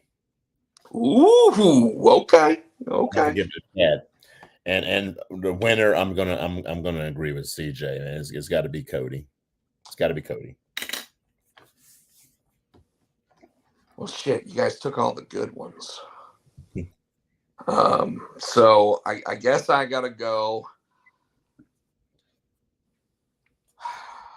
Where are they at for the Rumble? Oh fudge! They are. Where are they? Is it It's not San Antonio. That was last year. Oh, they're Tropicana. They're in Florida. Is anybody left? I mean, I guess I could say that my surprise would be MJF, but that's bullshit. Nobody believes that's really the case, right? So my surprise candidate in the Royal Rumble, I am gonna go ahead and say, damn, CJ already said Corey Graves too, because that is who I actually said the other day. Mm-hmm. I'm gonna say Tommy Dreamer. I know that he's the digital media champion in TNA, but I think that leads to Tommy Dreamer becoming a Hall of Famer in Philadelphia. So I'm going to go with Tommy Dreamer. I think that's a fair one. My dark horse candidate. You guys are going to laugh at me for this. Probably. But right now, I see him being a Final Four person in the Rumble, and it'll be completely accidental. Are you ready? R-Truth. R-Truth. I don't expect him to win it, but I expect him to do the whole Santino thing where Santino thought that he had won the Rumble and then he got thrown out at the end. Hey, is he going to bring Tom and Nick with him? Dude, you know, if Dominic Mysterio was not in the Judgment Day, they would start doing a Tom and Nick Mysterio. I saw something they had they had pictures of Dom like when he first started all babyface and clean, and then they had the dirty Dom. Yes, that's Tom, and then there's Nick. And what I loved about it was that the way that they played it out was that like the article basically said that they were like the Olsen twins playing Michelle from Full House. So it's Tom and Nick Mysterio played Dominic Mysterio, and I loved it, man. It was awesome. If you want the cranky and the cranky Dom, you get the one you got the dirty Nick, Dom. But otherwise, and if you want the happy Dom, you get the other one. CJ, I don't know if you saw stuff, but that shit was hilarious. All right, my Royal Rumble winner. Obviously, I have to go a different direction than you guys. I gotta go CM Punk, and unfortunately, I think if they feel like Seth Rollins is not gonna make it into WrestleMania, that's what changes the plan for that. You know what I mean? I just thought. Remember, they were saying that at WrestleMania, because it started out at the Royal Rumble last year. It was supposed to be Gunther and Brock, which makes sense why they try to put Gunther in the ring with Seth, because if all this stuff coming up with Brock just came out, they're not going to put Brock in that main event. So the only thing that would actually cause that, Tino, is if they had previous knowledge that this was all coming down.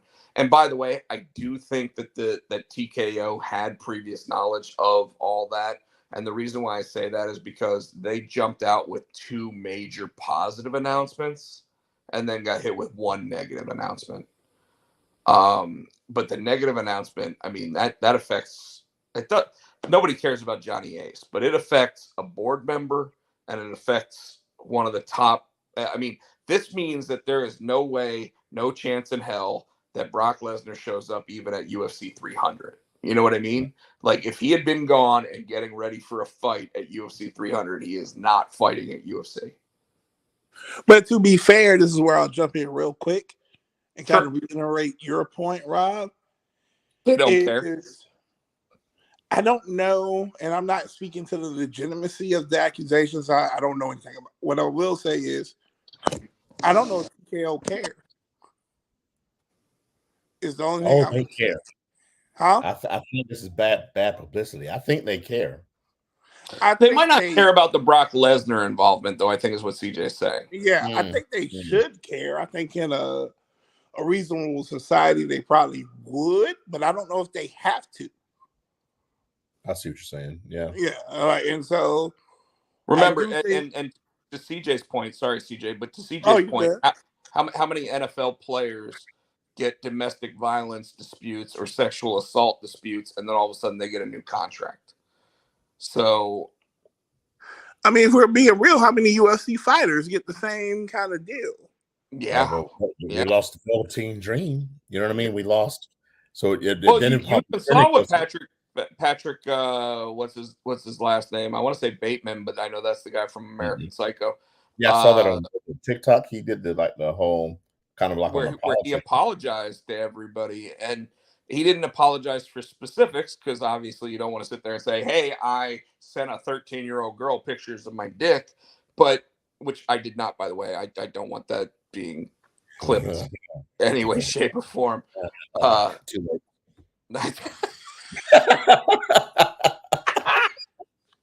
Damn it! Got him. And that's how you get canceled, by the way, CJ.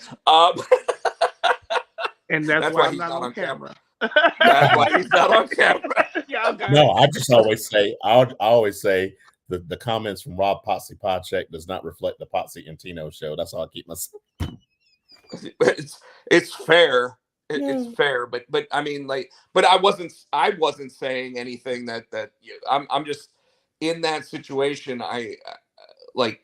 I think he's finally doing what he needs to ask for a second chance, especially since nothing ever came of the allegations that were actually brought up about him.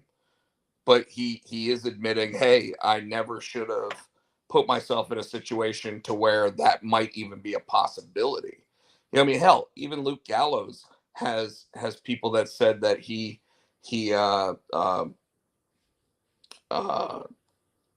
sat there and said all these nasty things to different women, trying to get them to sleep with him, even though he's a married man and everything, and nothing's really come of that stuff. So I don't know how much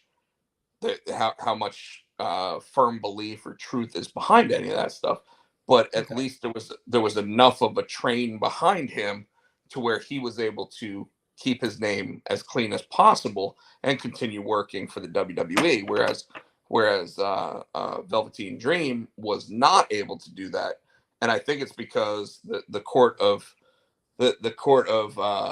general opinion was basically like, oh no, that like what you're even being accused of is too much for us to even give you the benefit of the doubt. And I think that's where that was. Tino, I'm right with you, man. We already gave our predictions. We already did all that. Tino's saying watch the time. He wanted to be off here by about 10 o'clock. We're at 10 o'clock right now.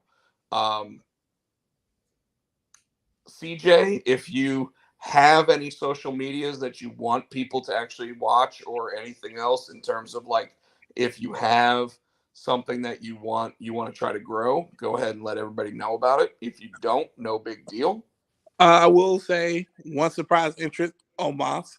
Also, if you want to check out any kind of archive of Villains in Vinyl, check that out. We'll probably be launching back up hopefully and soon. It's a hip hop and wrestling focused podcast. To be upfront, we haven't podcast in about a year, but it'll be something that we're looking to get back forward to. And also, like I said, surprise entrant I didn't think about is Omos. I think Omos is a really good choice there, by the way. I think that he's been gone long enough. I think that he's probably been working out with smaller guys so that he can actually throw them around correctly. I mean, obviously, he's still under contract. MVP would also be another surprise entrant again because of all that. So, Tino, what do you want to tell everybody to check out? Our show. So, keep an ear out when I release dates for the band, but that's about it. Check out our show. Any shows that you watched this week that you want everybody to know about? I am binge watching. Think about it. I am binge watching because I find new shows to binge watch. I'm hooked on SWAT. I don't know what it's.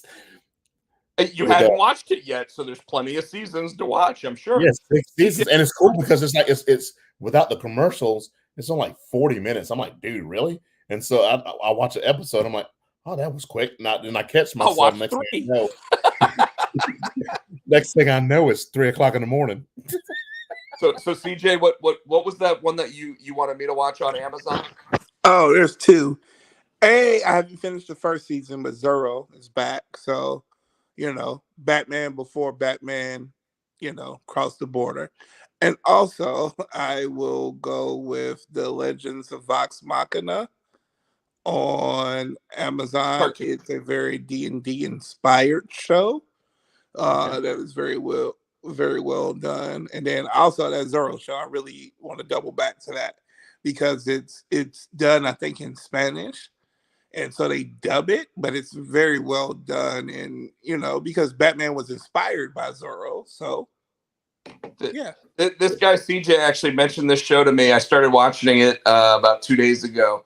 I've watched 5 of, I think, the 8 episodes of it. And by the way, while a bunch of it is dubbed, there is some of it that is in English.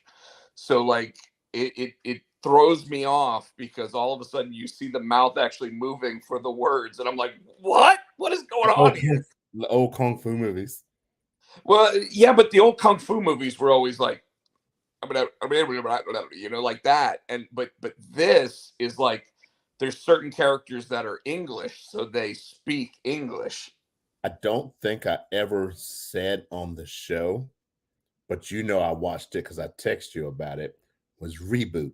I forgot to tell you. That show had me in tears.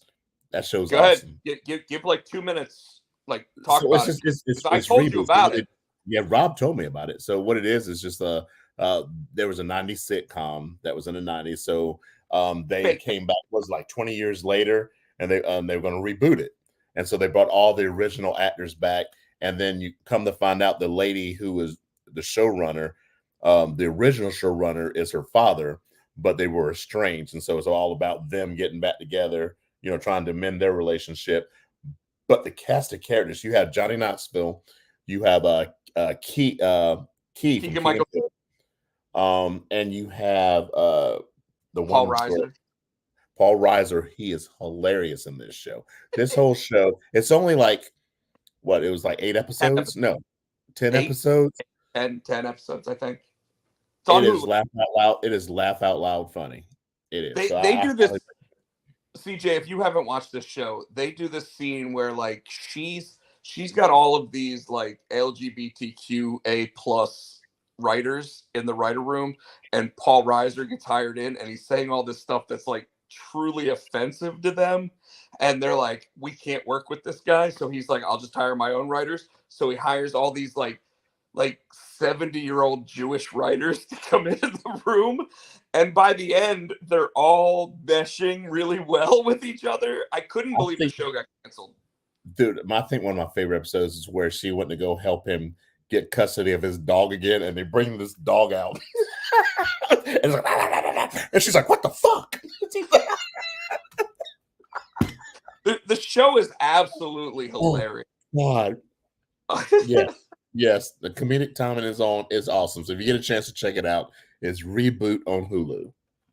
So I binge watched all the Ted episodes on Netflix. I was just getting ready to say I have 3 episodes left of Ted, and it has no right to be as funny as it is. Yes. It's literally Family Guy in the 90s. It's the teddy bear. So of course he's sitting there. He's the teddy bear. So he's gonna talk like this and do all that. But there's at least one line every episode that just sits there and has me almost like say, shit, I gotta go pee because it's so funny. It's making me pee. Yeah. So those shows, highly recommend. Yeah. Just so everybody knows, the Canes beat the Devils tonight, so that's 2 in a row against 2 top teams. That's great.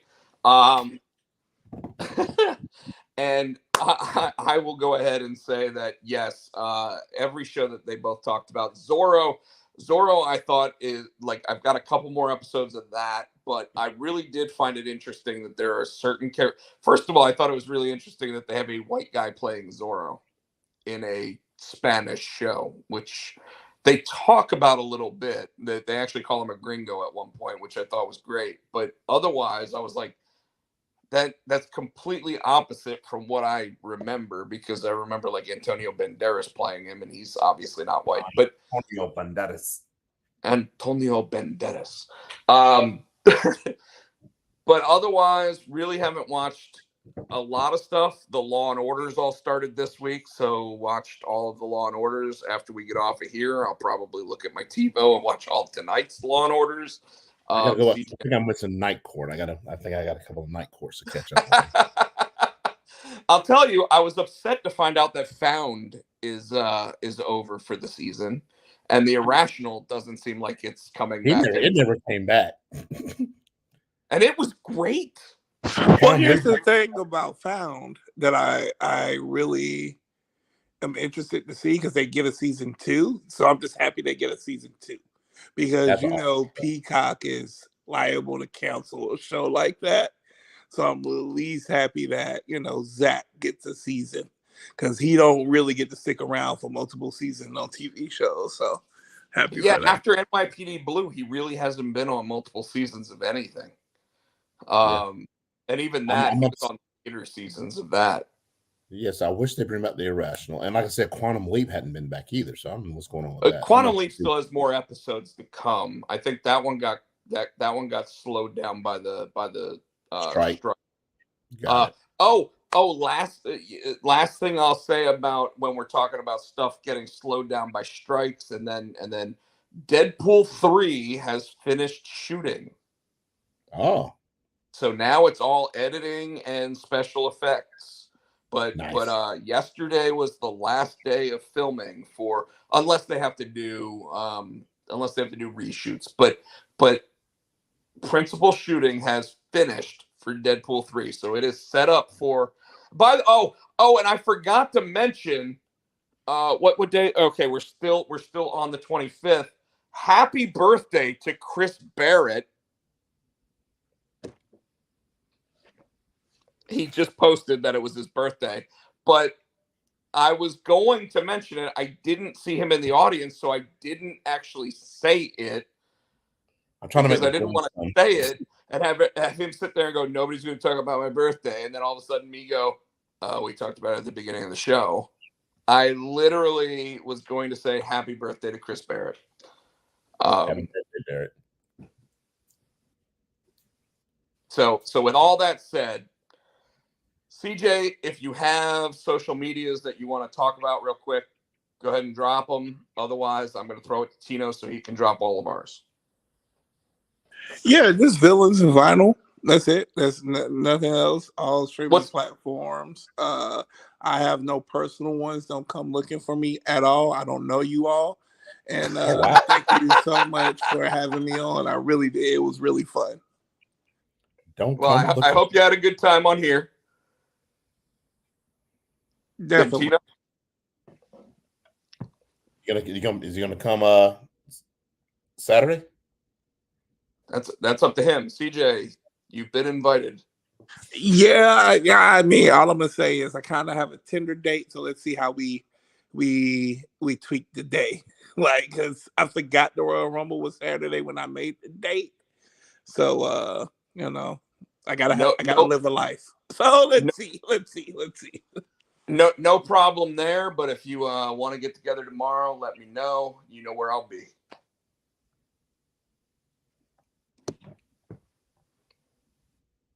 Tino? And you can check. Okay, so you can check him out on the Twitter. He is Rob Potcheck. Or is it Potsy? You have so damn many. That's why I hate doing. Which one are you doing? Which one did you say? Twitter X. Twitter's just Potcheck. It's Potcheck. I'm Hootie Fan 91 on the Insta. That's where he's Rob Potcheck. And go ahead. I can never remember all your fucking handles. And Rob Potsy Potcheck. And on Instagram I am SC Tino. On we're here on X. You got me. I'm tired. On X. Well, actually, we're on 3 different platforms right now. So yes. So on X we're Potsy and Tino. On Facebook we're the Potsy and Tino Show. We're on TikTok. It's the Potsy and Tino Show. We're on. What are we on? So we're on Twitch. What is that? That's your channel. So what is that? That is Rob Potsy Potcheck. And we're also on Facebook Live on the Potsy and Tino Show. We are live each and every week right here on our show, on the Pots and Pans Network. You can check us out. Make sure you give us a thumbs up, give us a like, buy our shit. We want to say thank you to the Adams House Cats for a theme song. It's called The Wrestling Song. You can get that on iTunes for 99 cents. Michael Turner said 99. That's my line. So, that rhymed. Oh, that rhymed too. Michael Turner said, that's my line. But yeah, that's it. Did I hit him? Did I hit them all? I hope so. Yeah. Just so make we're sure, gonna be folks. Just make sure you give a like, you give a thumbs up, you do all that stuff on any of the platforms that you can. Like, if you can be a follower on Twitch, that'd be great. If you can be a subscriber on or on YouTube, that's great.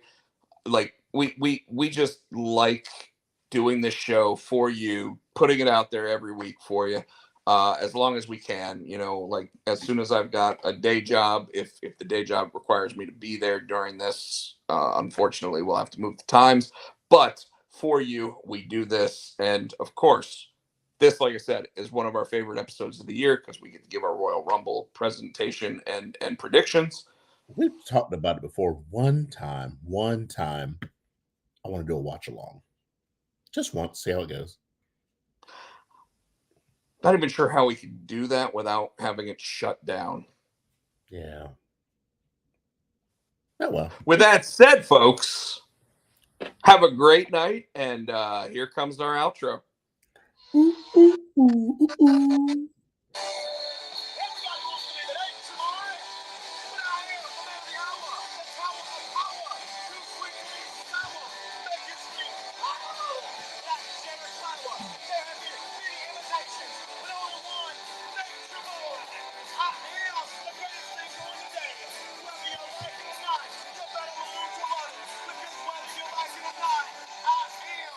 I am the greatest